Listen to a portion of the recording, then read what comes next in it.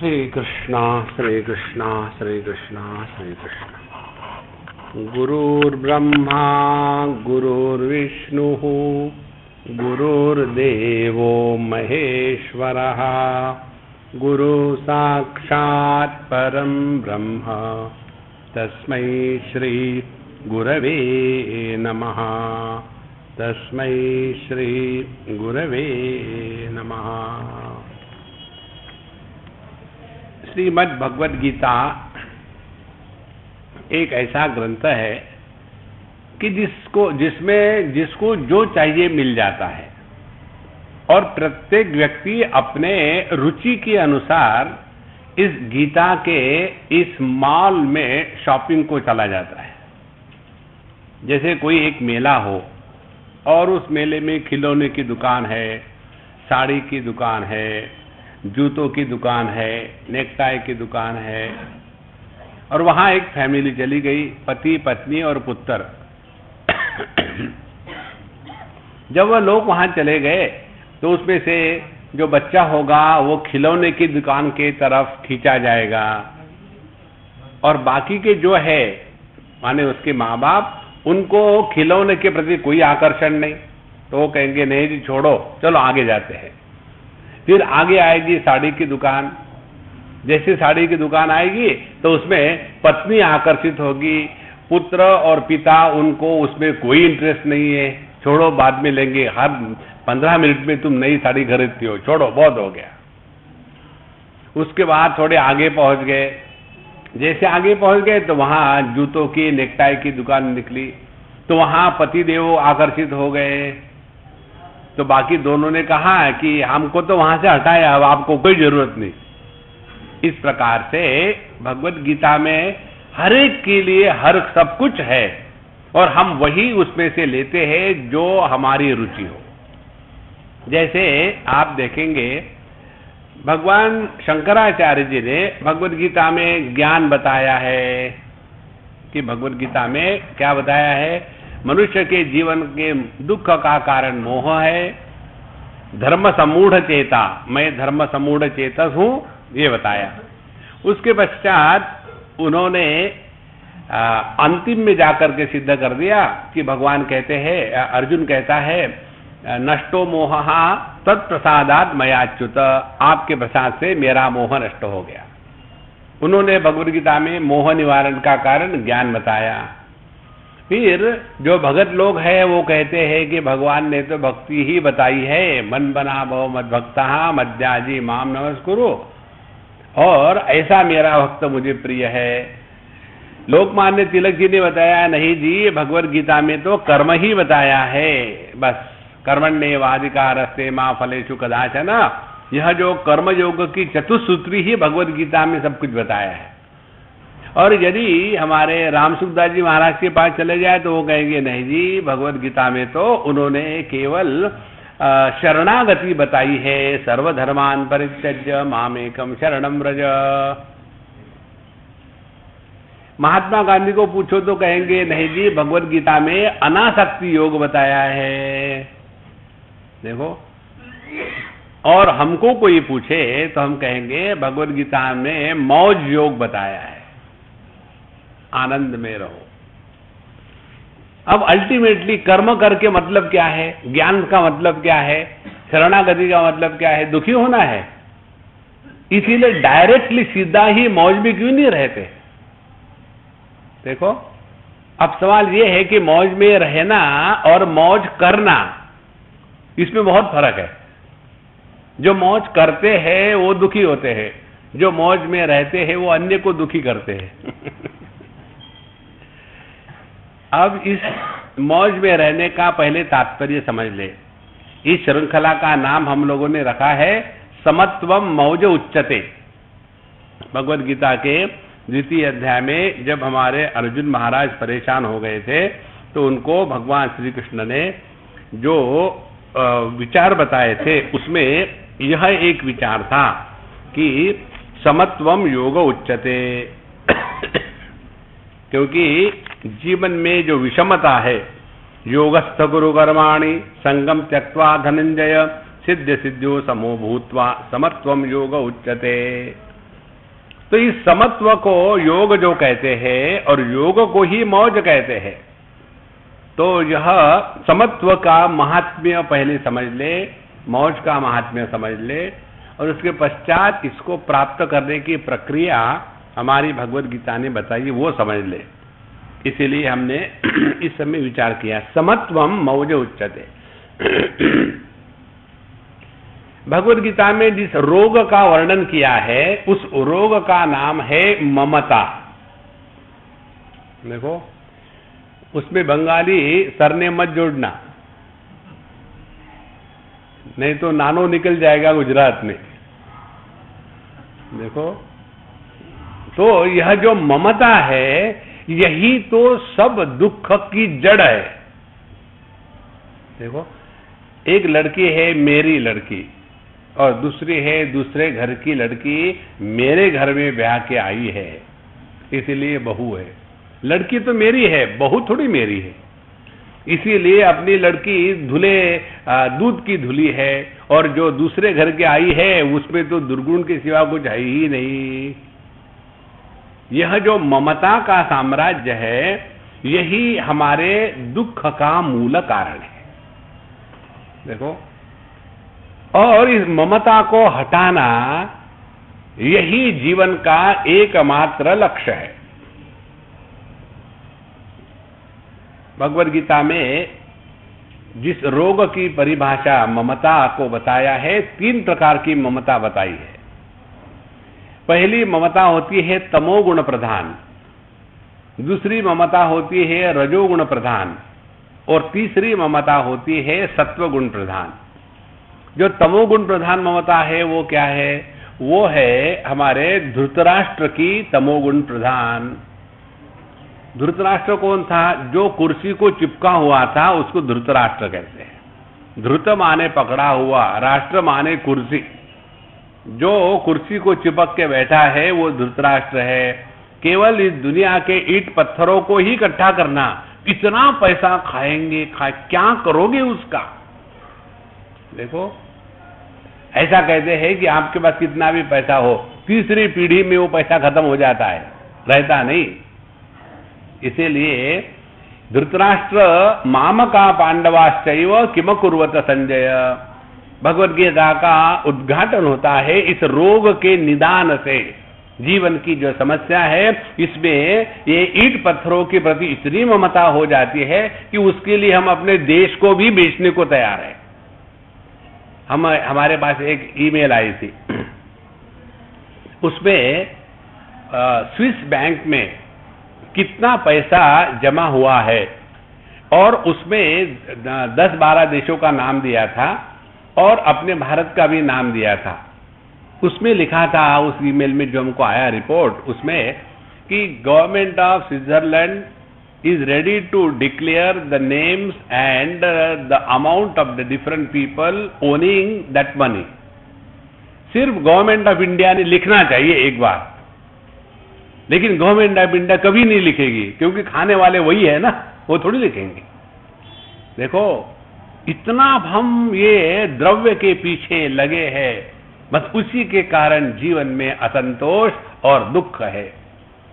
तो यह हो गई तमोगुणी ममता, जो वस्तुओं को इकट्ठा करके रखना है। अच्छा, ये तमोगुणी ममता का तात्पर्य केवल वस्तु को इकट्ठा करना नहीं, फिर निद्रा आलस्य प्रमादोत्थम, आलस्य निद्रा वही गलतियां करना, गंदा रहना, साफ सफाई करनी, ठीक है चलता है चलने दो, ये सब का सब जो है यह तमोगुणी ममता का वर्णन है। अब दूसरी ममता आती है रजोगुणी ममता। हमारे दुर्योधन महाराज कहते हैं कि मदर्थे त्यक्त जीविताः, इस युद्ध के मैदान में मेरे लिए अपने जान को हाथ हथेली पर लेकर के आए हैं और ऐसा मैं, मदर्थे त्यक्त जीविताः, यह रजोगुणी ममता है। हम अपने कार्य को सिद्ध करने के लिए, अन्य की बलि चढ़ाने के लिए आगे पीछे नहीं देखते। यह रजोगुणी ममता, ऐसे लोग वर्कोहोलिक होते हैं और अपने स्वार्थ को पूरा करने के लिए कुछ भी करने को तैयार है। अच्छा, फिर आती है सत्वगुणी ममता। ममता जैसे हमारे अर्जुन सिंह की। अर्जुन सिंह का क्या चक्कर था कि स्वजनम ही कथम हत्वा सुखिन श्याम माधव। हे माधव, मैं अपनों को मार करके कैसे सुखी हो सकता हूं? परायों को मार सकता हूं, अपनों को नहीं मार सकते। माने व्यक्ति के मन में जब तक के यह जो ममता बैठी हुई है, तब तक के उसके अंतःकरण में अशांति, और अशांति के साथ साथ मोह, और मोह के साथ साथ परेशानी, ये हमेशा बनी रहेगी। और ऐसा व्यक्ति कभी भी मौज में नहीं रह सकता, वो हमेशा परेशान रहेगा। देखो परेशानी कैसी होती है? परेशानी वैसी होती है जैसे छोटा बच्चा, उसके मुख में से एक दांत पहले गिर जाता है। जब एक दांत गिर गया तो जिह्वा कहां जाती है? जहां दांत है वहां नहीं जाती, जहां दांत नहीं है वहां जाती है। और फिर मां बताती है कि वहां मत लगाओ जिह्वा को, वहां से एक टेढ़ा दांत निकलेगा। माने हमारे पास जो है उसके बारे में हम नहीं बोलते, जो नहीं है उसके बारे में चर्चा करेंगे। यही तो मोह है। प्रभु ने हमारे लिए आवश्यक सब कुछ दिया है। हमारे महात्मा गांधी कहते थे, there is enough for the need of every one in this world, but the whole world is not enough for the greed of even one person. देखो, तो यह जो ममता का रोग है, यह मनुष्य मात्र के जीवन का रोग है। इससे हटने के लिए जो दवाई है, उस दवाई का नाम है समता या समत्वम योग उच्यते। अब एक परेशानी आती है, इस समता का कितना महात्म्य है, कितनी शक्ति है, कितना बल है, ये बात जब तक हमारे बुद्धि में उतरेगी नहीं, तब तक कि हम इस मार्ग पर नहीं चलेंगे। इसीलिए ये समता का महात्म्य हम आपको एक दो उदाहरणों से बताते हैं। भगवद गीता में तो भगवान ने हर जगह बताया है, हम आपको उनके चरित्र के सिद्धांत से बताते हैं। एक जगह कथा आती है, जब परीक्षित जी स्टिल बॉर्न हो गए, पैदा हो गए, तो जिंदा नहीं थे, क्योंकि अश्वत्थामा के ब्रह्मास्त्र ने उनको मार दिया था। तो कहते हैं कि उस समय उत्तरा जी भगवान के पास दौड़ी और कहा कि भगवान, इसको तो जिंदा रहना ही है, अन्यथा हमारा कुल नष्ट हो जाएगा। तो भगवान कहते उस समय, यदि मेरे मन में कौरव और पांडव किनके भी प्रति किसी भी प्रकार की विषमता होगी, तो यह बच्चा जिंदा नहीं होगा। और यदि विषमता नहीं होगी तो उस समत्व के आधार पर यह बच्चा जिंदा हो जाएगा, और वो हो जाता है। माने देखो समत्व का कितना महात्म्य है। और जिसका मन हमेशा समत्व में स्थित है, वही प्रसन्न है, वही आनंद में है, वो कभी दुखी नहीं हो सकता। इसीलिए जब हम इस सिद्धांत को स्वीकार करते हैं कि आध्यात्मिक साधना का तात्पर्य केवल इस मन के समत्व को एकदम टिका के रखना है, यही साधना है। और इसके लिए हमको क्या क्या बताए हैं? तो भगवद गीता में 1.5 दर्जन योग बताए हैं। नॉर्मल लोगों को तो 1-2 योग मालूम है ना, कि अष्टांग योग है, साष्टांग योग है। साष्टांग योग माने शरणागति, उसके बाद ये योग, वो योग। हमारे कन्हैया लाल की गीता का जो पहला अध्याय है, उसका नाम है ट्रेजेडी योगो नाम विषाद योगो नाम। अब विषाद कैसे योग हो सकता है? देखो, एक एक चीज को जब आप छानेंगे तब देखेंगे समत्व का कितना महात्म्य है।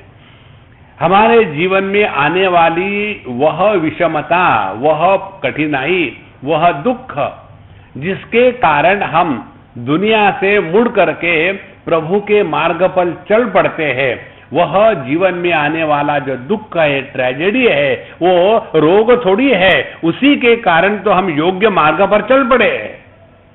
देखो, रामायण में से आप भगवान रामचंद्र जी के वनवास में से रावण महाराज के द्वारा सीता हरण के प्रसंग को सिलेक्ट करके डिलीट कर डालो, तो रामायण की कहानी क्या रहेगी? भगवान रामचंद्र जी ने 11,000 साल राज्य किया वाल्मीकि महर्षि के अनुसार। 11,000 साल में से केवल 14 साल वो वनवास में गए, उसमें से 13 साल चित्रकूट में मौज में रहे, और जो बाकी का 1 साल बचा था 6 महीने जाकर के जंगलों में साधु संतों के साथ बड़ी अपनी अगवानी करवा ली, और 6 महीने आखिर में गब्बर सिंह आया, और वो भी कौन सी सीता को ले गया? असली सीता को नहीं, जेरॉक्स कॉपी को ले गया था। ये किसी को मालूम नहीं, लक्ष्मण जी को भी मालूम नहीं था ये तो ये तो सब उन्होंने नाटक किया। अब भगवान के इस चरित्र में से इतना भाग निकाल डालो तो क्या चरित्र बचेगा? भगवान बड़े अच्छे थे और अपने सब भाइयों से प्यार करते थे, फिर उनका सीता जी के साथ विवाह हो गया, 11,000 साल उन्होंने राज्य किया और फिर चले गए। क्या मजा आया? भगवान के चरित्र का सौंदर्य ये रगड़ाई के कारण ही है। इसीलिए हमारे जीवन का जो सौंदर्य निकलता है, जब जीवन में कठिनाई आती है तो समझ लेना भगवान ने हमको परीक्षा में बैठा दिया है। अब उस परीक्षा में हमको उत्तीर्ण होना है, और परीक्षा में उत्तीर्ण होना माने क्या? अपने मन के संतुलन को नहीं खोने देना, यही परीक्षा है। देखो, इसीलिए इस समत्व को प्राप्त करने के लिए भगवद गीता में जो मूल रूप से बताई हुई बातें हैं, कर्म योग है, उसके बाद आपका अष्टांग योग है, फिर भक्ति योग है, फिर ज्ञान योग है, शरणागति योग है, अनासक्ति योग है, कोई भी योग ले लो आप, इन सभी योगों में उन्होंने इस समत्व के सिद्धि को ही सब कुछ बताया है। देखो, इसीलिए जीवन में मौज में रहने का तात्पर्य है जीवन की समता कभी भी नष्ट ना होवे, और इस समता को ठीक रखने के लिए सबसे पहली आवश्यकता क्या बताते हैं? रोना बंद कर दो। जो आदमी रोते हैं ना, कंप्लेन करते हैं, they are good for nothing. देखो, कंप्लेन करने से कुछ नहीं होता। जैसे हमारे पास कई लोग आते हैं शादी के बाद, स्वामी जी हमको कुछ एडवाइस करो। हम उनको यही कहते, भाई शादी के पहले आते तो एडवाइस करते, अब तो प्रार्थना ही कर सकते कि हे विश्वनाथ बाबा, इन दोनों को एक दूसरों से बचाओ। देखो, शादी आप करते हो, परेशान हमको कर रहे हैं। काहे को शादी करी? किसी बताया था? डॉक्टर ने बताया था, are get married and suffer. इसीलिए अपने जीवन का पहला सूत्र मौज में रहने का, किसी भी कारण से कंप्लेन करना बंद कर दो। Stop complaining. जहां हम कंप्लेन करेंगे वहां हमने अन्य में दोष देखे हैं, और अन्य में यदि दोष देखेंगे तो प्रेम नहीं कर सकते, और प्रेम नहीं कर सकते हैं तो किसी को ठीक से समझ नहीं सकते। जिसके हृदय में प्रेम प्रकट हो जाता है वो किसी को गलत नहीं समझता, बल्कि जिसके हृदय में प्रेम प्रकट हो गया है वह व्यक्ति जो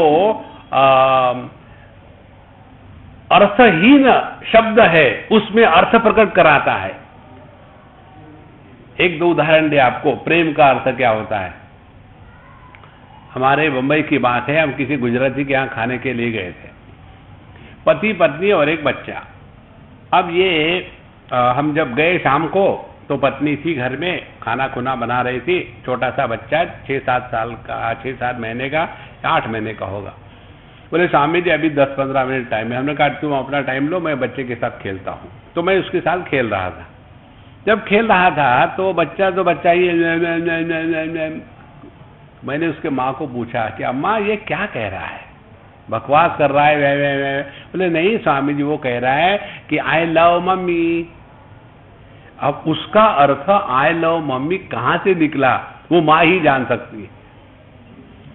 उसके पश्चात फिर उसका बाप आ गया, बाप ने अपनी बैग रखी, हाथ पैर धोए, फिर बच्चे के साथ खेलने के लिए गया। फिर बच्चे ने दूसरे आवाज निकाले, उसको मालूम थोड़ी है कि कौन से आवाज निकल रहे, वो तो आवाज निकाले जा रहा है। फिर उसने कुछ भी आवाज निकाला, तो फिर मैंने उसको पूछा बाप को, भाई इसने क्या कहा भाई अभी? बोले स्वामी जी पता नहीं है, दिन भर क्या क्या करते रहते, मुझे नहीं मालूम। फिर मैंने उसके माँ को पूछा, अरे अम्मा ये अभी इसने क्या कहा? फिर से उसने कुछ कहा। जब इसके पिताजी आए, बोले स्वामी जी इसने कहा कि मुझे डैडी अच्छे नहीं लगते। देखो, निरर्थक शब्द को अर्थ प्रदान केवल प्रेम ही कर सकता है, इसको कहते हैं समत्व। किसी के दोष देखना यह समत्व नहीं है। और यह कब हो सकता है? कि जब हमने अपने मन को नित्य निरंतर संतुलित रखा है। और मन जिसका संतुलित है वो कभी किसी से कोई कंप्लेन नहीं। हम तो भगवान की दुनिया से भी कंप्लेन करते हैं और भगवान को भी कंप्लेन करते हैं कि भगवान तुमने ये ऐसी दुनिया क्यों बनाई। इसलिए पहली बात भगवान कहते हैं अर्जुन को, हे अर्जुन रोना धोना छोड़ दो, रोने धोने से कुछ नहीं होता। फिर क्या करे? अब समत्व को लाने के लिए रोना धोना बंद कर दिया तो फिर क्या सो गए? बोले नहीं, सोना नहीं है। ईशावास्योपनिषद में आता है, कुर्वन्नेवेह कर्माणि जिजी विशेषतगम समाहा। जीवन में कुर्वन्नेवेह कर्माणि जिजी विशेषतगम समा, इसका आप देखेंगे भाषांतरण अपने गीता प्रेस के पुस्तक में और बाकी सभी संतों के कमेंट्री में, उसमें यही लिखा है कि मनुष्य अपने कर्तव्य कर्म करते करते 100 साल जीने की इच्छा करे। हम इस भाषांतरण को हम नहीं स्वीकार करते। हमारा भाषांतरण भिन्न है। हमारा भाषांतरण ये है कि मनुष्य अपने जीवन के जो भी कर्तव्य कर्म है वो कैसे करे, 100% जिए, 100 साल जिए नहीं। Let us not add years to the life, let us add life to every year that we live. ये महत्व की बात है। नहीं तो 100 साल जी के क्या करोगे? हमको कितने लोग नमस्कार करते हैं, हम उनको कभी आशीर्वाद नहीं देते। आशीर्वाद तो बड़ों को दिया जाता है ना, बड़ों के द्वारा दिया जाता है। तो फिर क्या करते हैं? हम प्रेम कर सकते हैं और आशीर्वाद देने की जबरदस्ती हुई तो हम कहेंगे अच्छा मौज में रहो। ये आशीर्वाद क्या देना? किसी को कर्ज देना है ना, तब कहो 100 साल जियो और सफर करो। देखो 100 साल जी के करेंगे क्या? सवाल ये है। इसीलिए जिजी विशेष शतगम समा का अर्थ है अपने जीवन का प्रत्येक क्षण एकदम 100% जियो। 100% जीना माने उत्साह से जीना है। जब हमारे जीवन में उत्साह नहीं होता उस समय अब हम गम उठाने के लिए मरे जाते हैं। ऐसा व्यक्ति का जीवन कोई जीवन है? अर्जुन की बात यही हो गई थी कि हम किस प्रकार से ये युद्ध करें, अपने दादा को कैसा मारे, अपने गुरु को कैसा मारे। आपके दादाजी हो, आपके गुरु हो तो हम मारने को तैयार है। अपने दादा को, अपने गुरु को कैसा मारे? माने मारने की समस्या नहीं है, दादा की समस्या नहीं है, गुरु की समस्या नहीं है, समस्या है अपनों की। यही तो जीवन में संतुलन बिगाड़ देता है। इसीलिए यदि हमने कंप्लेन करना बंद कर दिया, इसका मतलब ये नहीं कि एकदम रोते रोते पड़े हुए हैं। मजबूरी का नाम महात्मा गांधी नहीं। जीवन का प्रत्येक क्षण एकदम उत्साहपूर्ण जीवन जिए, तब जीवन में आनंद होता है। आप देखेंगे, एक बार की बात है, हम कहीं ये ओलंपिक्स के गेम देख रहे थे। हमारे साथ एक बुढ़ाऊ अम्मा बैठी थी, 95 नॉट आउट। तो हमने उसका हाथ अपने हाथ में लिया, हमने कहा कि अम्मा चलो हम देखते, देखो ये लड़कियां कैसे दौड़ रही है। तो उन्होंने कहा कि एक ऑब्स्टेकल रेस थी। ये लड़कियां आती दौड़ के, बीच में ऐसा एक अड़ंगा रखा है, उस पर से कूद करके फिर दौड़ती, फिर दूसरा अड़ंगा, फिर कूद करके फिर तीसरा, ऐसे चल रही है। तो मुझे कहती है स्वामी जी ये लड़कियों को सीधा क्यों नहीं दौड़ने देते, बीच में से वो निकाल डालो ना। अब वो ऑब्स्टेकल रेस इनके लिए वो समस्या थी, उन लड़कियों के लिए वो चैलेंज था। देखो मनुष्य जीवन में टूटता तब है जब जीवन को समस्या के रूप में लेता है, जीवन समस्या नहीं है, जीवन तो एक चैलेंज है, उसको जीतना है। उसके लिए क्या चाहिए? उसके लिए सबसे पहले आवश्यकता है जीवन में उत्साह एकदम ठसाठस भरा हो, तब जाकर के जीवन में सफलता आती है। नहीं तो प्रारंभ से ही ऐसा बस अपना ठीक है ट्राई करेंगे, we are born to succeed not to get defeated. इसलिए समत्व को जीवन में लाने के लिए ये पहली पहली थोड़ी थोड़ी बातें हम आपको बता रहे हैं। कन्हैयालाल और आपको गंभीरता में अंदर ले जाएंगे। तो जहां हमने उत्साह को स्वीकार किया, वहां जीवन में एक अनंत शक्ति का प्राकट्य हो जाता है।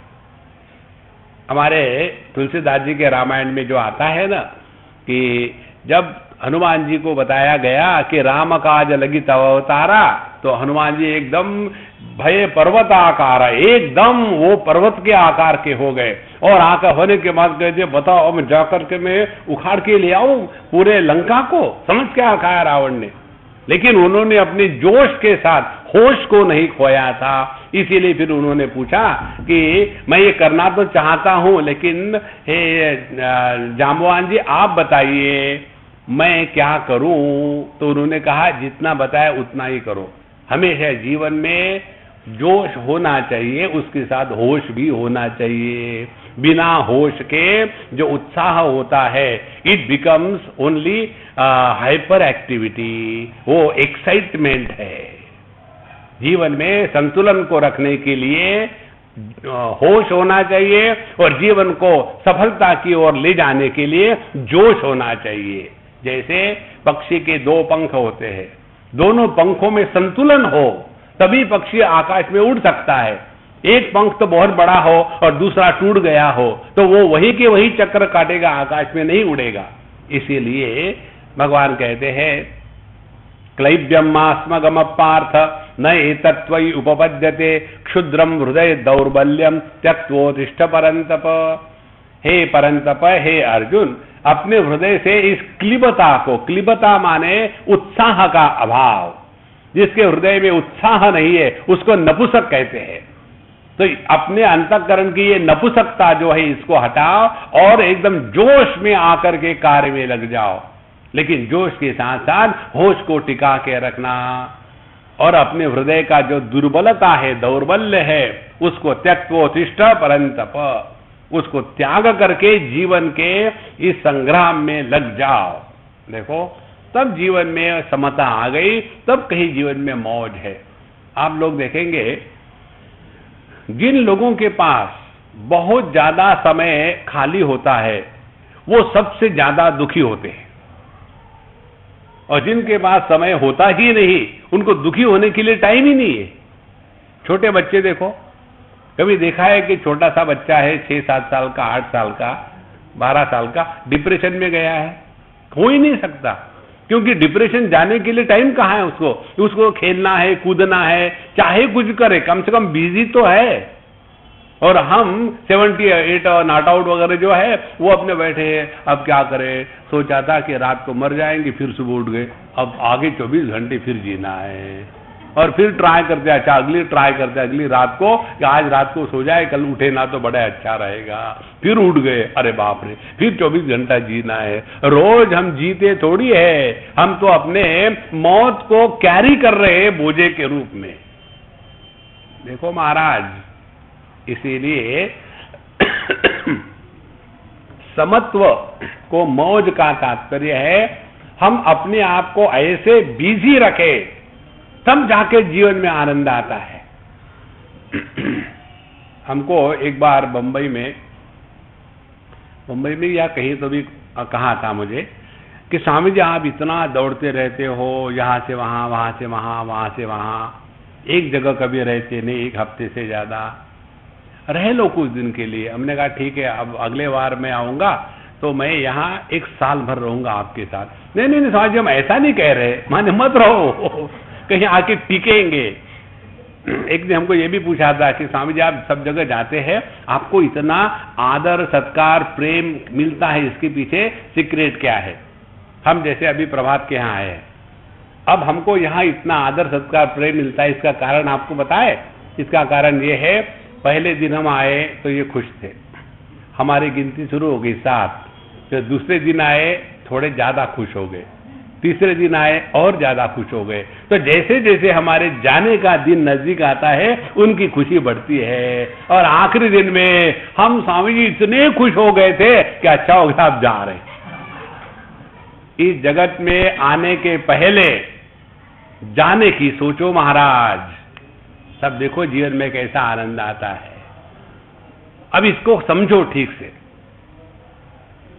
जब आप लोगों को कहीं वैकेशन में जाना होता है, समझो आपको यूरोप में जाना है, आपके बच्चों ने आपको टिकट दे दिया है, मम्मी डैडी आप कभी बनारस के बाहर गए ही नहीं, मरने के लिए तो यहां ही जाना, लेकिन अभी घूम के आना।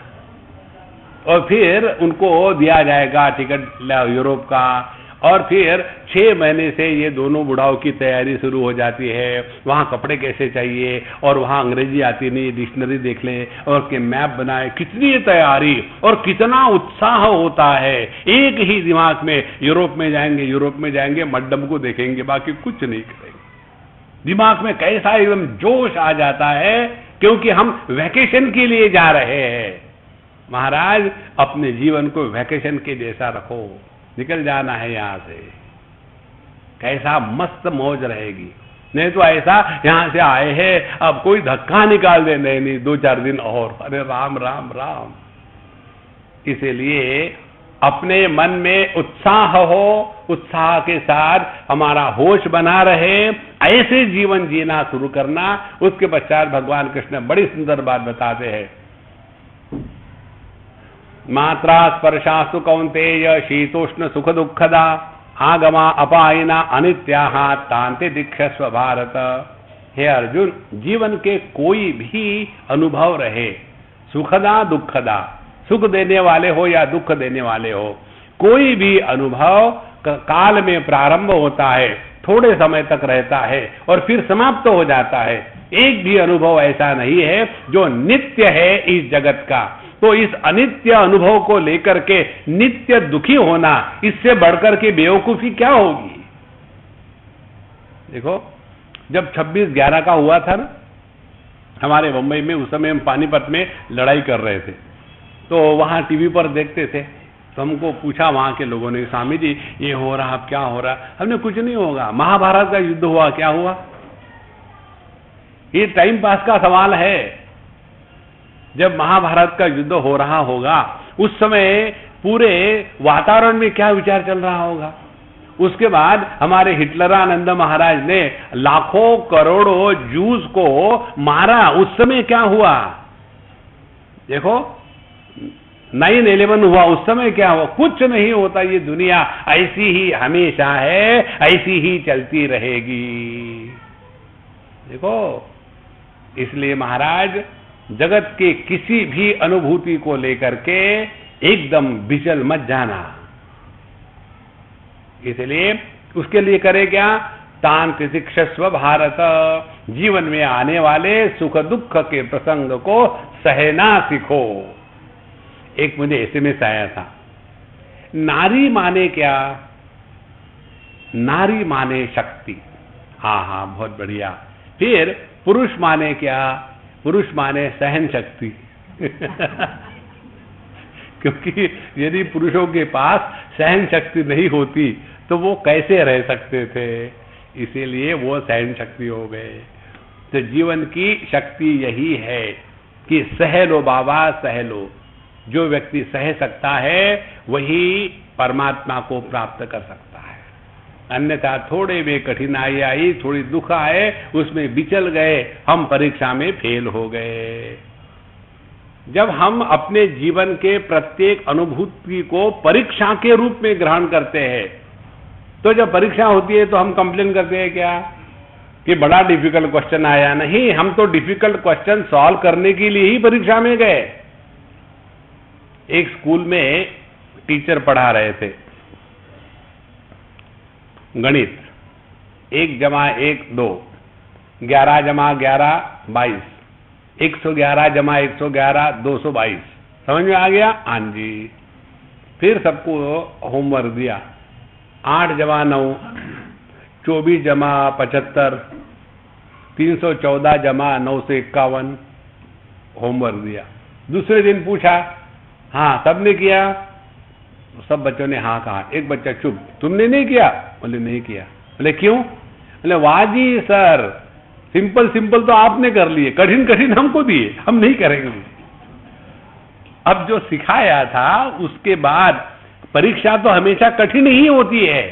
इसी प्रकार से हमारे जीवन के जो जो समस्या है, प्रसंग है, उसको परीक्षा के रूप में लेकर के लग पड़ो, दौड़ के पीछे मत जाना, तब जाकर के मन का संतुलन बना है।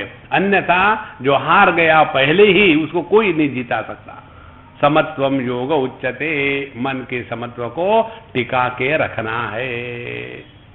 अच्छा, उसके लिए जब ये बताया कि हमको तितिक्षा, सहन शक्ति को जागृत करना है, तो इस सहन शक्ति को जागृत करने के पश्चात फिर भगवान कहते हैं कि जब व्यक्ति अपने इस सहन शक्ति को जागृत करता है तो उसमें विचार करने की क्षमता प्राप्त हो जाती है। कैसे विचार करने की क्षमता प्राप्त हो जाती है? यम हीनम व्यथयन्ते ते पुरुषम पुरुषर्षभ सम दुख सुखम धीरम सहा अमृतत्वाय कल्पते। जीवन में दुख का कारण हम अन्य को बता सकते हैं। मैं पति हूं तो दुख का कारण बाय डिफॉल्ट पत्नी, जैसे अपने कंप्यूटर में होता है ना डिफॉल्ट सेटिंग, उसी प्रकार से हम लोगों के डिफॉल्ट सेटिंग्स है। मैं पति हूं तो मेरे दुख का कारण मेरी पत्नी, मैं बाप हूं तो मेरे दुख का कारण मेरे बेटे, और मैं यदि ऑफिसर हूं तो मेरे दुख का कारण मेरे सबॉर्डिनेट। देखो, मैं यदि किसी देश का नागरिक हूं तो मेरे दुख का कारण मेरे यहाँ के नेता लोग। इस प्रकार से हम अन्य को दुख का कारण बता सकते हैं और उसके कारण दुख आया, ठीक है। अब कोई मिला ही नहीं तो भगवान है ही बेचारे, सर्वव्यापी है, इसीलिए वो हमेशा उपलब्ध है दुख देने के लिए, मान लिया। लेकिन मनुष्य दुखी स्वयं होकर के होता है। भगवान ने भले दुख बनाया हो, लेकिन दुखी आदमी स्वयं चूज करता है कि हाँ मुझे दुखी होना है। आप लोग जब गए होंगे ना कहीं दूसरे देश में, तुम इमिग्रेशन जाते समय आपको फॉर्म भरना पड़ता है। उस फॉर्म पर लिखा होता है कि तुम किसी टेररिस्ट ऑर्गेनाइजेशन के साथ रहते हो क्या। अब कौन बेवकूफ कहेगा हाँ, लेकिन फॉर्म में लिखना पड़ता है कि नहीं। अच्छा, तुमने क्रिमिनल रिकॉर्ड है क्या तुम्हारे कोई, तो कौन कहेगा हाँ, तो हम कहते हैं ना। इसी प्रकार से जब भगवान ने हम सबको यहां भेजा, इमिग्रेशन से जाते समय एक फॉर्म दिया था, तुमको हम दुनिया में भेज रहे हैं। हाँ जी, दुनिया में दुख के सिवा और कुछ नहीं है। हाँ जी, प्रश्न, तुमको दुनिया में जाकर के दुखी होना है या नहीं, हाँ या ना। और हमने हाथ टिक कर दिया। भगवान ने कहा तथास्तु, लगे रहो मुन्ना भाई। देखो, मनुष्य दुखी स्वयं होकर के होता है, भगवान किसी को दुखी नहीं करते। और जब हमने ही स्वयं दुखी होने को स्वीकार कर लिया है तो भगवान तो बड़े करुणा सागर है, हमको और दुखी कराएंगे, लो और दुख ले लो, थोड़ा और दुखी हो जाओ। इसीलिए if we are miserable by choice, God never makes anybody miserable. जब ये बात समझ में आएगी ना, तब समत्वम मौज उच्चते, ये बात समझ में आएगी। इसीलिए यहां कहते हैं कि यम हीनम व्यथयन्ते ते पुरुषम पुरुषर्षभ। जिस व्यक्ति को जीवन के आने वाले सुख दुख हमको व्यथा नहीं देते, तब जाकर के ऐसा जो व्यक्ति है सहा अमृतत्वाय कल्पते। ऐसा जो धीर पुरुष है, धीर माने जिसमें धैर्य है, धीर माने जिसमें धीरज है, धीर माने जिसमें पेशेंस है, सबूरी है। जिसमें पेशेंस नहीं होता वो पेशेंट हो जाता है। हम तो चाहते with the click of A mouse thing should happen, ऐसे नहीं होता। इसलिए हमारे हृदय में इस सुख दुख के आने के बाद सुखी दुखी होना ये अपना चॉइस है। अच्छा महाराज, उसके बाद कहते हैं, अब देखो विचार की प्रक्रिया। यदि हम स्वरूप से दुख स्वरूप है तो दुख की हमको परेशानी नहीं होगी, उसको हम मिटा नहीं सकते। और यदि हम स्वरूप से आनंद स्वरूप है तो हम दुखी हो नहीं सकते। तो काहे को परेशान हो रहे हैं हम आनंद के प्राप्ति के लिए जितने दुखी होते हैं और किसी के लिए दुखी नहीं होते। और भैया हम तो आनंद स्वरूप है ही, केवल स्क्रैच करना है, बाकी कुछ नहीं करना है। इसीलिए इस सभी तत्व से निकलने के लिए भगवान कहते हैं एक बड़ा महत्व का सिद्धांत, in a relative world there is no problem which has an absolute solution. In the absolute reality, there is not a single problem which deserves any solution. सापेक्षता के जगत में समस्या का समाधान असंभव है और संपूर्णता के क्षेत्र में समस्या का अभाव अवश्यंभावी है, कोई समस्या नहीं है। इसीलिए इस सापेक्षता से क्षेत्र से हट करके संपूर्णता में प्रवेश करने की जो सीढ़ी है, उस सीढ़ी का नाम है समत्वम मौज उच्यते। तो अपने मन को इस समता में टिका के रखना, इसी को कहते हैं मौज में रहना। नहीं तो छोटी छोटी बातों पर सुखी दुखी होते रहना और उसी में परेशान रहना, ये कोई जीवन नहीं है। इतना होने के पश्चात जब हमने अपने आप के बारे में विचार किया, कैसे विचार किया, ये भगवत गीता का विचार बड़ा सुंदर है। हम अपने आप को किसी का रिश्तेदार मान ले तो कोई बात नहीं, अपने आप को देह मान ले तो कोई बात नहीं, अपने आप को जीव मान ले तो कोई बात नहीं, और अपने आप को परब्रह्म परमात्मा मान ले तो कोई बात नहीं। लेकिन हमारी स्थिति क्या है, हम अपने आप को देह तो मानते हैं, लेकिन देह के गुणधर्म को स्वीकार करने को तैयार नहीं है। देखो, हम अपने आप को पति तो मानते हैं, लेकिन पति की समस्याओं को स्वीकार करने को तैयार नहीं है। हम अपने आप को जीव मानते हैं, लेकिन जीव की जो जीवनी है उसको स्वीकार करने को तैयार नहीं। फिर हम क्या चाहते हैं, हम देह तो है, लेकिन हिरण्यकश्यपु के जैसा हमेशा देह के रूप में बन के रहना चाहते हैं। ये कथा आती है ना, जब हिरण्याक्ष का भगवान ने वध किया तो उसकी पत्नी रो रही थी। तो उस समय हिरण्यकश्यपु गया अपने भाभी के पास और उनको कहा कि देखो भाभी, ये शरीर जो है, जो पैदा होता है उसका नाश होता ही है, और ये तो सबका लिए है, किसी एक के लिए तो है नहीं। इसीलिए शोक से ऊपर उठ जाओ, इससे कुछ निकलना नहीं है। अब इनका वेदांत सुनने के पश्चात उसके भाभी का मोह तो निवारण हो गया, उसका रोना तो बंद हो गया, लेकिन अब हिरण्यकश्यपु को परेशानी हो गई। अरे राम, इसका मतलब मुझे भी मरना है क्या? नहीं नहीं नहीं नहीं, ऐसे नहीं हो सकता। फिर ब्रह्मा जी के चारों सर को पकड़ा और तो बड़ी तपस्या करी, और तपस्या करके क्या मांगा कि देह के रूप में मैं अमर रहूं। तो उन्होंने कहा कि ये तुम असंभव मांग रहे हो, ये संभव नहीं है, दूसरा कुछ मांगो। अच्छा ठीक है, फिर मैं जमीन में ना मरो, आकाश में ना मरो, इसके ना मरो। बड़े इंटेलिजेंटली प्रश्न पूछे, ये मुझे दे दो, और भगवान ने हाँ कह दिया। माने जो वेदांत का ज्ञान अन्य के लिए होता है उसको असुर वेदांत कहते हैं, और जो वेदांत का ज्ञान अपने जीवन में उतरता है वो सुरबद्ध होता है। असुर माने जिसको सुर नहीं होता। गाते समय के लोगों, आपने देखा होगा ना, उनको सुर और ताल दोनों का ज्ञान नहीं होता। मैंने बहुत ट्राई किया है, जब गाते हैं तो उसमें ताल होता है, और कई लोग इतने एक्सपर्ट होते हैं कि एग्जैक्टली गलत ताली देते हैं। कैसे वो एग्जैक्टली गलत ताली दे सकते हैं? कितना ट्राई करो नहीं आता, लेकिन उनको एकदम परफेक्टली रॉन्ग टाइम पर ताली देंगे।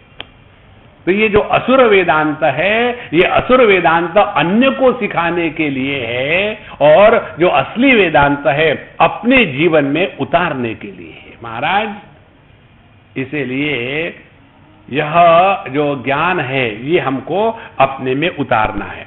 तो हमने यदि अपने आप को समझो परब्रह्म परमात्मा के रूप में स्वीकार किया है तो मरने का सवाल ही नहीं, एकदम सब खत्म हो गया। यदि हमने अपने आप को जीव माना है तो जीव पहले इस देह के निर्मित के पहले अन्य देह में था, यही तो हमारे कर्म का सिद्धांत बताता है ना। स्वामी जी पता नहीं पिछले जन्म के क्या पाप थे, मैंने क्यों क्या हो गया बाबा, पाप को याद कर रहे हो? इस जन्म में ऐसी बीबी मिल गई है, पता नहीं किस जन्म के पाप, तो इससे कैसे छुटकारा पाए? तो हमने कहा देखो, इससे छुटकारा पाने का एक ही उपाय है, इस जन्म में इस बीबी के साथ ठीक से व्यवहार करो, नहीं तो क्या होगा, उसने करवा चौथ करी है, आगे 7 जन्म में तुम्हारा पीछा नहीं छोड़ेगी। नहीं नहीं नहीं नहीं नहीं, नहीं हम ये नहीं चाहते तो भी करवा चौथ वो कर रही है, उसके प्रति जो शस्त्र है अब उसके साथ ठीक से व्यवहार करो। ध्यान से सुनना, हम पहले थे इस देह के निर्मिति के जीव के रूप में, इस देह में कर्म कर रहे हैं और इस जन्म के अच्छे बुरे कर्म को भुगतने के लिए अगला जन्म लेंगे। इसका अर्थ क्या निकला? इसका अर्थ निकला हम अखंड सत्ता है, ये इसका अर्थ है। लेकिन हमने क्या समझा, मेरा पिछला जन्म था, फिर मैं मर गया, फिर दूसरा जन्म हुआ। तो इसको ठीक से समझ लेना, कर्म का सिद्धांत, जन्म मरण का सिद्धांत, इसका तात्पर्य अन्य है। तात्पर्य इसलिए नहीं है कि पाप पुण्य में फंसाने के लिए, चाहे हम अपने को जीव माने तो कोई बात नहीं, जीव के रूप में भी हम अमर्त्य है, हमारा मरण नहीं हो सकता। और यदि हमने अपने आप को देह माना है तो भी हमारा मृत्यु नहीं होता। कैसे? ये बात हमने एक जगह सीखी। हम किसी के घर गए थे, उनका बच्चा मुझे कुछ दिखा रहा था खिलौने, तो उसके पास ऐसे प्लास्टिक के ब्लॉक्स थे, क्यूब टाइप के। उसने उसका एक बहुत बढ़िया मकान बनाया। मैंने कहा हे तुम्हारा ये मकान बहुत बढ़िया है, मैं ले जाऊं? बच्चा बहुत ही स्मार्ट था, बोले स्वामी जी ले जाना, लेकिन एक बात करना, इसमें से एक भी ब्लॉक मत ले जाना। अब ब्लॉक के सिवा ये नाम रूप का मकान मैं कैसे ले जाऊं? बोले क्यों? बोले ये ब्लॉक तो मेरे हैं ना। तो मैंने कहा ठीक है, तुम अपने ब्लॉक निकाल लो। उसने सब ब्लॉक लेकर थैली में डाले, स्वामी जी जो मकान बचा है वो आप ले जाओ। देखो, जो मकान था वो मकान था क्या? केवल उन ब्लॉक को एक विशेष आकार दे दिया था ना, और कुछ नहीं था। इसी प्रकार से ये पंच महाभूतों ने एक विशेष आकार धारण कर लिया है, उसको हम देह कहते हैं। हमारे बंबई के चौपाटी में अपने उत्तर प्रदेश के सभी भैया लोग वहां भेलपुरी बनाते हैं, और भेलपुरी बनाने का तरीका ब्रह्मा जी के निर्मिति का तरीका है। ब्रह्मा जी कैसे जगत को निर्माण करते देखना है तो हमारे बंबई में चले जाओ चौपाटी पर, वहां की जो बनाते हैं ना वो कैसे बनाते हैं, कागज का एक ऐसा कोन बनाएंगे, आकाश तत्व ले लिया, उसके बाद उसमें थोड़े चने, थोड़े ये दो दाने डाल करके ऊपर से नमक मिर्च छिटका दिया, और फिर वहां का जो अपना बायोलॉजिकल सॉल्ट होता है ऐसा करके छिटक देंगे, लो बाबा जी खाने के लिए। इसी प्रकार से ब्रह्मा जी ने ये पंच महाभूतों को इकट्ठा किया और उसका आकार बनाया, और उसमें एक छिटकी के स्थान पर फूंक दिया, फू, और जिंदा पैदा हो गए और यहां आकर के रहने लग गए। उसके पश्चात जब देह मर जाता है तो क्या है, ये पंच महाभूतों में विलीन हो गए तो कौन मरा? किसी भी दृष्टि से विचार करे, यदि हमने भगवद गीता का अध्ययन किया है और यदि वेदांत का ज्ञान हमारे हृदय में निष्ठावान हो गया है, तो हमको किसी के भी मृत्यु को देख करके अपने मृत्यु की कल्पना नहीं आएगी। यदि हमारे अंतःकरण में अपने मृत्यु की कल्पना एक बार भी आती है तो अभी हमारी निष्ठा कच्ची है, पक्की नहीं है। देखो महाराज, आज तक किसी को अपने मृत्यु का अनुभव नहीं हुआ है, लेकिन हम इसी में फंसे हुए हैं। स्वामी जी पता नहीं मरने के बाद क्या होगा, मुझे मालूम है क्या होगा, फिर इसी के साथ शादी होगी। नहीं नहीं नहीं, नहीं ऐसे मत करना, इस चक्कर से निकल जाओ महाराज। इसीलिए जो जो हमको रोल दिया है उसको बढ़िया से बढ़िया प्ले करे, ये बताने के लिए भगवान कहते हैं वासांसि जीर्णानि यथा विहाय नवानि गृह्णाति नरोपराणि तथा शरीराणि विहाय अन्यानि जीर्णानि अन्यात् संयाति नवानि देहि। अब ये जो सिद्धांत है, इस सिद्धांत को कितने सारे लोग जीव को स्वीकार करके बताते हैं, ऐसी बात नहीं है। ये जो प्रसंग है उसको यदि आप ठीक से समझ लो तो ये इसका अर्थ नहीं निकलता। ये प्रसंग जीव का नहीं है, यह प्रसंग परब्रह्म परमात्मा का है। तो यह परमात्मा जैसे आकाश में अनेक बादल आते हैं, थोड़ी देर तक रह करके फिर खत्म हो जाते हैं, इसी प्रकार से इस चिदाकाश में अनेक प्रकार के आकार पंचभूतों में धारण होकर के जीव प्रकट होते हैं और वहीं नष्ट हो जाते हैं। इसके द्वारा इस आकाश तत्व को कोई भी लाभ हानि नहीं है। इधर अपना ध्यान देना है। देखो, जितना हमारा ध्यान इस तत्व के तरफ रहेगा उतना हम समत्व में रहेंगे। एक बार हमारे बंबई में इस सीमेंट के रोड बनाने का धंधा शुरू हो गया। मुझे अपने वाराणसी बड़ी अच्छी लगती है, यहाँ रोड बनते ही नहीं तो खराब होने का सवाल ही नहीं। तो वहां रोड बना रहे थे तो एक साइड से रोड को पूरा खोद दिया था, एक साइड से ट्रैफिक जाम चल रहा था। तो बहुत सारे गड्ढे गड्ढे गड्ढे, और उन गड्ढों में कोई गिरे, कुछ हो जाए कुछ हो जाए। तो एक सज्जन हमको ड्राइव कर रहे थे, बोले स्वामी जी पता नहीं ये कब ठीक होगा, कितना खराब है। हमने कहा देखो, तुम गंदगी की तरफ देखोगे तो तुमको गंदगी का दर्शन होगा। इस जगत में क्या देखना है ये हमारा चॉइस है, इस चॉइस को आप स्वीकार करो। तो ये तो ऐसे ही चलने वाला है, इसमें अपने मन को नष्ट नहीं करना।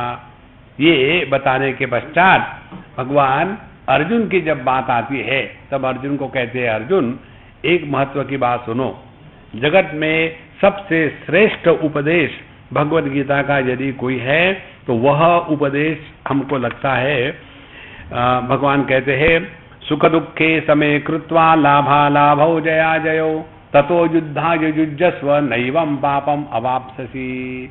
ये भगवद गीता का पहला स्थान है जहां भगवान ने इस समत्व योग की नींव रखी है।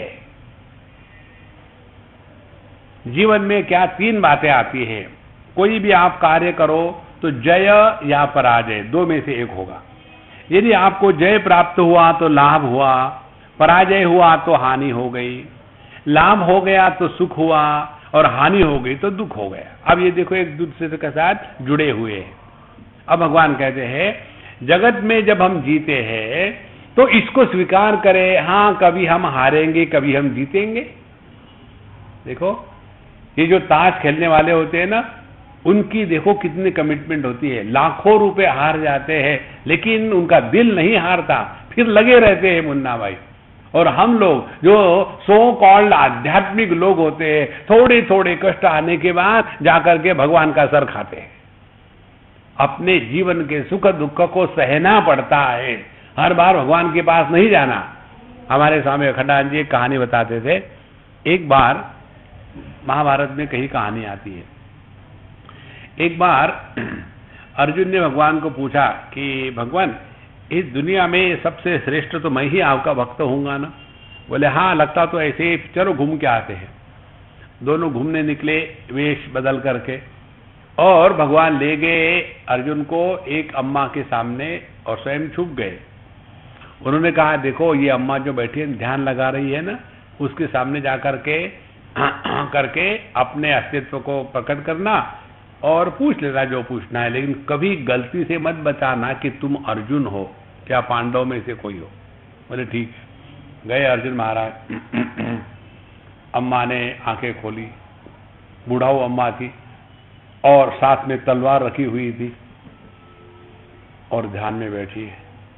तो उन्होंने कहा कि हे माता जी आप ध्यान में बैठी है और तलवार लेकर के तो कोई ध्यान में बैठता नहीं, ये कोई टेररिस्ट का ध्यान है क्या?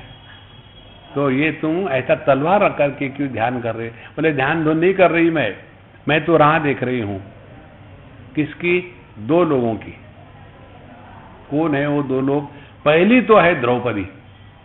अर्जुन कांप गया। क्या हो गया?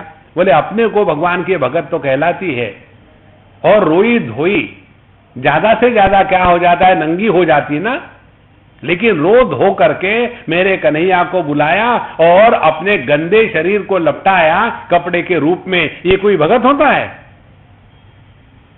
अर्जुन घबरा गया, बाप रे ये क्या भक्ति है इसकी। बोले दूसरा कौन? दूसरा वो अर्जुन। उसने क्या किया? बोले पहले जो तीर आते थे कन्हैया को लगते थे, ज्यादा से ज्यादा वो युद्ध में हार जाता, उसके हाथ से घोड़े हकवाने का क्या जरूरत थी उसको। बोले हाँ ठीक है, अच्छा मैं चलता हूं, और निकल गया। भगवान ने पूछा, हाँ तुमने भक्त के बारे में पूछा था ना, सबसे श्रेष्ठ भक्त कौन है, अब तुम बताओ। देखो महाराज, अपने कार्य भगवान पर सौंप करके ये भगवान का भगत नहीं होता। इसीलिए अपने जीवन के सुख दुख को सह लेना है। हाँ कभी जीत होगी, कभी हार होगी। जब हमारे जीवन में सब कुछ अच्छा होता है तब भगवान की कृपा है, ये तो फॉर्मेलिटी है। हमारे जीवन में कितना भी बुरा होवे उसमें भी भगवान का अनुग्रह ही है। ये बात जब हृदय में पकड़ हो जाती है ना, तब हम भगवान के भक्त हैं। इसीलिए सुख दुख के समय कृत्वा लाभालाभौ जया जयो। जीवन में जय पराजय को जो एकदम समत्व से स्वीकार करता है, उसके जीवन में पाप पुण्य की निर्मिति नहीं होती। न एवं पापम अवाप्स्यसि।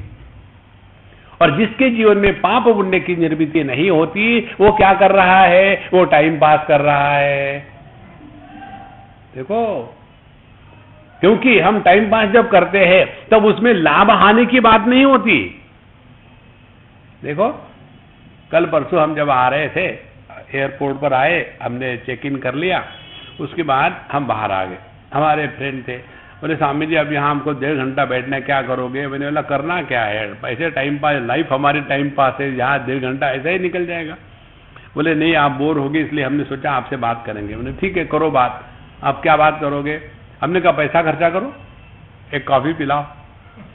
जो मार्केट में काफी 5 रुपए में मिलती है, एयरपोर्ट में 50 रुपए मिलती है, निकालो 50 रुपए। हमने 50 रुपए की कॉफी पी। हमने कहा देखो कैसा टाइम पास हो रहा। आपको लगेगा आपके जेब से 50 रुपए के, हमारे लिए तो टाइम पास है और कुछ नहीं है। जीवन में यदि इस टाइम पास सिद्धांत को स्वीकार करो तो जीवन में आपके मन की शांति कभी भंग नहीं होगी। सबसे बड़ा सिद्धांत है। और असल में देखा जाए तो हमने आज तक किया क्या? कौन से तीर मारे? जब हम इस दुनिया में नहीं थे, किसी चीज की कमी नहीं थी दुनिया में। जब हम दुनिया से निकल जाएंगे तो दुनिया में किसी चीज की कमी नहीं होगी। तो हमारे होने से कौन से ऐसे तीर चल रहे हैं? लेकिन अहंकार विमूढ़ात्मा करता अहमिति मन्यते, हम ये कर रहे, हम वो कर रहे। हमारे बंबई की बात है, एक बुढ़ाऊ सिंधी महाराज हमको पूछने लगे, बोले स्वामी जी पिछले 2-4 महीने से मन में बड़े विक्षेप आ रहे हैं। हमने कहा कोई बात नहीं, कुछ पी करके सो जाओ। बोले स्वामी जी नहीं ऐसी बात नहीं है, विक्षेप ऐसे आ रहे हैं कि मुझे डर लग रहा है कि अब मेरी मृत्यु आने वाली है, तो क्या करूं? हमने मर जाओ। अब मैं क्या कर सकता हूं? I can not do it for you. नहीं स्वामी जी मैं नहीं, आप मर जाओ मेरे नाम से, मैं नहीं मरूंगा। तो बोले नहीं, मेरा डर ये है कि मेरे मरने के बाद मेरी बीवी, मेरे बच्चे, मेरी प्रॉपर्टी, मेरा बिजनेस, इसका क्या होगा, ये मुझे चिंता लगी है। हमने कहा उनको जाके पूछो जिनके बारे में आपको चिंता लगी है, तो क्या होगा वो आपको बताएंगे। क्या कि पापा जी वी आर वेटिंग, जाओ ना। हमको ही लगता है कि वी आर मोस्ट इंडिस्पेंसिबल, हम इस जगत में अत्यंत आवश्यक वस्तु है। महाराज राम आके चले गए, कृष्ण आके चला गया, कुछ नहीं बिगड़ा इस दुनिया में, क्या हमेशा ऐसा ही रहा है। देखो एक बार एक जगह हम गए थे गंगा जी के किनारे दिल्ली के पास, तो वहां उन्होंने हमको पूछा, एक जगह आश्रम में गए, बोले महाराज जी आप इस आश्रम में आकर के कुछ करो ना, देखो मंदिर खराब हो रहा है, मंदिर को ठीक ठाक करो। हमने कहा हम नहीं करते मंदिर को ठीक ठाक, आप करो, आप इस गांव के मुखिया हो। बोले नहीं, ये तो महात्माओं का काम है। हमने कहा हमारा क्या काम है हमको पता है, लेकिन आप ये मंदिर को ठीक क्यों नहीं करते? हमने कहा तुम्हारे कन्हैया की द्वारका कहाँ है मुझे बताओ, तुम्हारे राम की अयोध्या कहाँ है बताओ, ये ग्रीक सिविलाइजेशन की ग्लोरी कहाँ है बताओ। महाराज इस दुनिया में टिकने वाला तत्व केवल परमात्मा है। ये बताने के लिए कन्हैया लाल ने अपनी द्वारका को अपने सामने पानी में डुबवा दिया है, और फिर भी हम समझते नहीं, फिर भी आश्रम के बाद आश्रम खड़े करे जा रहे हैं। ऊपर से वेदांत की बात होती है। देखो, इसीलिए समत्वम योग उच्चते, जब तक दुनिया में रहना है ना, हाँ कभी हार है कभी जीत है, खेल तो इसी को कहते हैं। देखो, जिसमें हार जीत नहीं होगी उस खेल में आनंद नहीं आएगा। एक बार एक मिडिल ईस्ट के शेख महाराज आ गए, हमारे कलकत्ते की बात है, वहां आ गए। कलकत्ते में लोग फुटबॉल खेलते रहते हैं, बड़ी फुटबॉल की मैच थी और चारों तरफ लोग बैठे हुए, खूब भीड़ भाड़ चल रही है।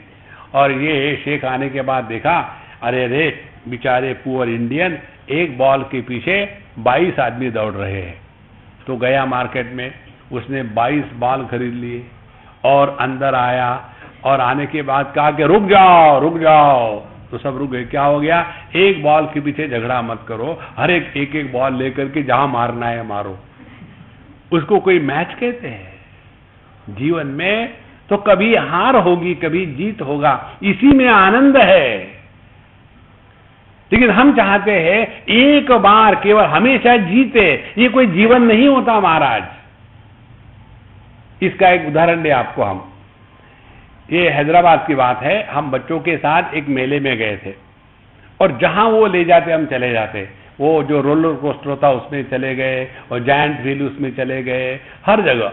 फिर उसमें से एक लड़के ने कहा कि देखो ये स्वामी जी अपने साथ हर जगह आ रहे हैं, पूछेंगे उनको क्या अच्छा लगता है।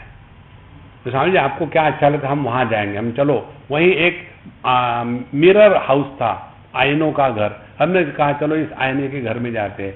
No Swami ji don't be dumb, इसमें क्या करेंगे हम अंदर जा करके। हमने कहा हमने तुमको प्रश्न पूछा क्या? जब जहां ले गए हम आ गए ना, फिर मत जाओ, हमको कोई फर्क नहीं पड़ता। दूसरा कहते हैं नहीं नहीं स्वामी जी को ऐसा नहीं कहना, जब वो हमारे साथ आ रहे हम जाएंगे। चलो, पहला मिरर जैसे उसके सामने खड़े हो गए, एकदम टेप वर्म के जैसे लंबे हो गए, अमिताभ बच्चन लंबे के लंबे। देखो देख मैं कैसे दिख रहा हूं, कैसे दिख रहा हूं, कैसा दिख रहा हूं। वहां सबने मौज करी। उसके बाद दूसरे मिरर के सामने आ गए, दर्पण के सामने, एकदम सबके सब एकदम ऐसे नाटे बन गए। अरे देख के छोटे बन गए, छोटे बन गए। 8-10 दर्पणों के सामने जाते जाते अपनी भिन्न भिन्न प्रतिबिंबों को देखते देखते हंसते खेलते कूदते जब बाहर आए, तब हमने पूछा महात्मा जी कैसा लगा? Swami ji it was so great. जीवन का सौंदर्य उसी में है, थोड़े गम है, थोड़ी खुशियां, ये जीवन है। तब जाकर के जीवन में आनंद आता है। जिसके जीवन में कष्ट नहीं है वो दुर्भागी है। देखो, एक जगह में सुभाषितों में विचार आता है, घृष्टम घृष्टम पुनरपि पुनः चंदनम चारुगंधम दग्धम दग्धम पुनरपि पुनः कांचनम कांतवर्णम।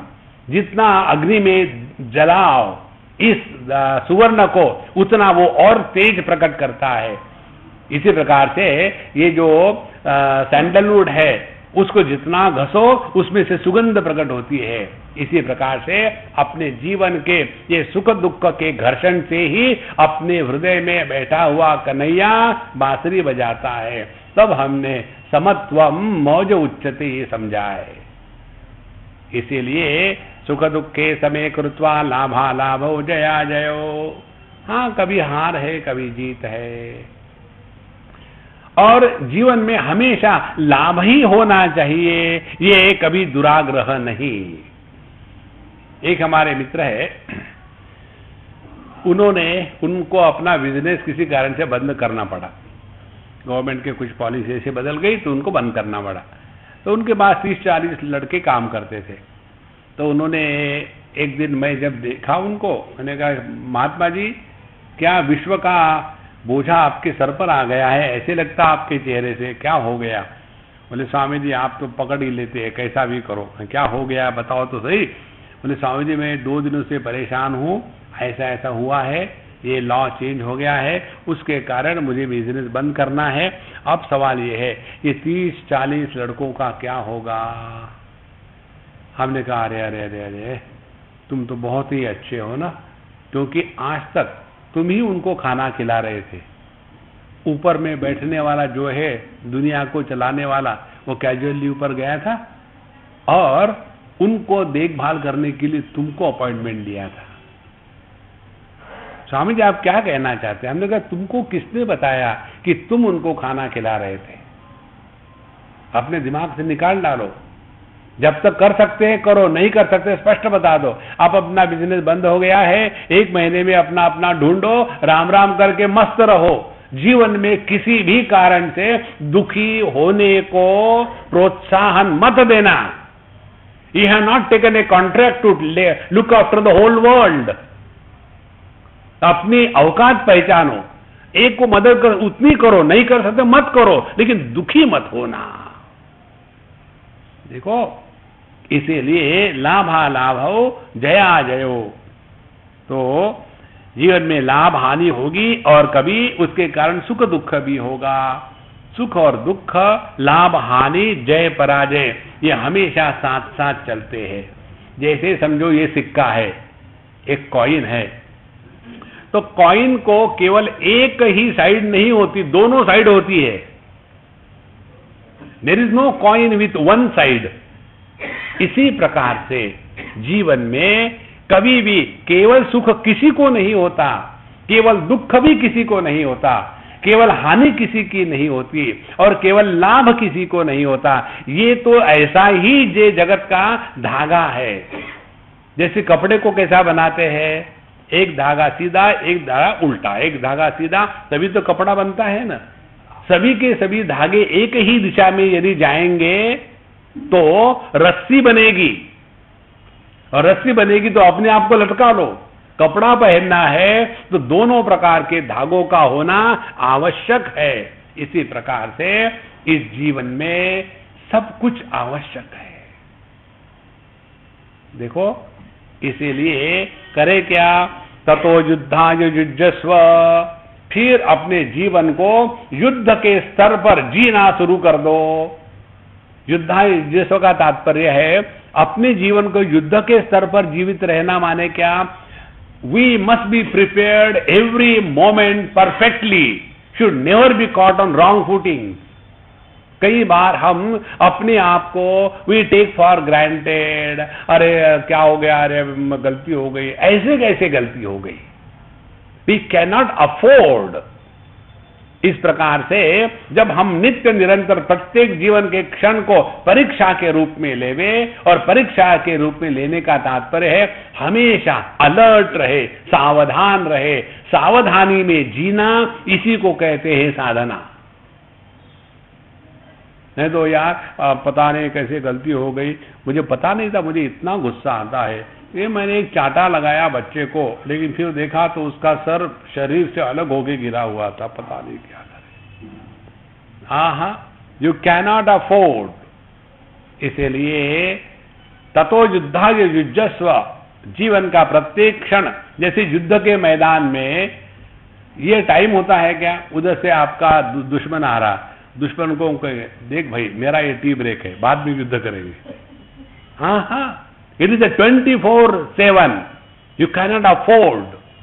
इसी प्रकार से जीवन का प्रत्येक क्षण एकदम अलर्ट होकर जीना है। ततो युद्धाय युज्यस्व। और नैनम पापम अवाप्स्यसि, इसके द्वारा पाप की निर्मिति नहीं होगी। इस संदर्भ में पाप क्या है, पाप है अंतःकरण पर किसी भी प्रकार के संस्कारों का निर्माण होना, यही पाप है। देखो जब हम कोई भी कार्य करते हैं या कोई भी अनुभव लेते हैं तो उसके दो प्रकार के संस्कार हमारे मन पर पैदा होते हैं। या तो हमको वो वस्तु या व्यक्ति अच्छा लगता है, या तो वो वस्तु या व्यक्ति अच्छा नहीं लगता, माने राग और द्वेष। और धीरे धीरे ये राग द्वेष इतने इकट्ठे हो जाते हैं अपने अंतःकरण पर कि उसके पश्चात हमारा पूरा जो जीवन है यह केवल राग द्वेष से प्रेरित होकर ही चलता है। और हम अपने आप को बड़े अच्छे समझते हैं। हाँ, जितना हमारा जीवन राग द्वेष के द्वारा प्रेरित होकर के चलेगा उतने हम गलत मार्ग से जा रहे हैं। कारण क्या है? राग द्वेष का कोई कारण नहीं होता। छोटा सा बच्चा कहता है मुझे दूध नहीं चाहिए, मुझे कॉफी चाहिए। क्यों कॉफी चाहिए? मुझे अच्छी लगती है। दूध क्यों नहीं चाहिए? मुझे अच्छा नहीं लगता। अब अच्छा क्यों लगता है, क्यों नहीं लगता, इसका कोई कारण नहीं है। और हम अपना पूरा जीवन इस राग द्वेष से प्रेरित होकर के चला रहे हैं। तो ऐसा जो राग द्वेष से प्रेरित होकर के जीता है वो कहां समझदार है? फिर उसके जीवन में समत्व नहीं, केवल विषमता ही होगी।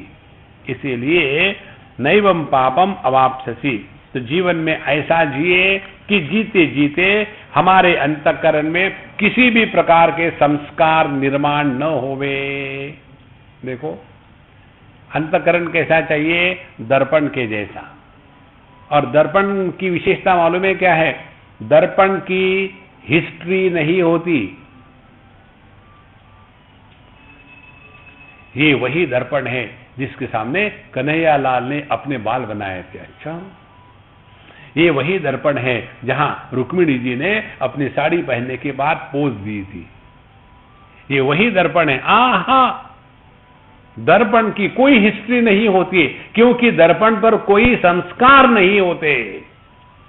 जिस अंतःकरण पर कोई भी संस्कार नहीं होते उसका भूतकाल नहीं होता।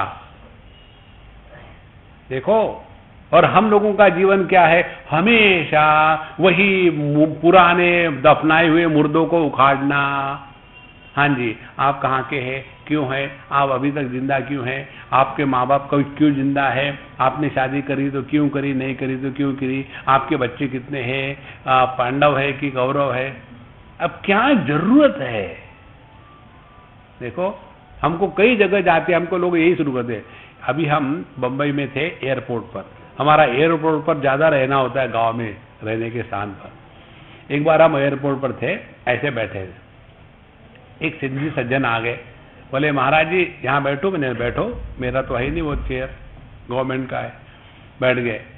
बोले बाबा जी, हाँ जी, आपके गुरु महाराज कौन है? तो मैंने उनके चरण छुए। मैंने बोला आप मेरे गुरु हो। बोले महाराज आप ये क्या कर रहे हैं? हमने गुरु वंदना कर रहे हैं।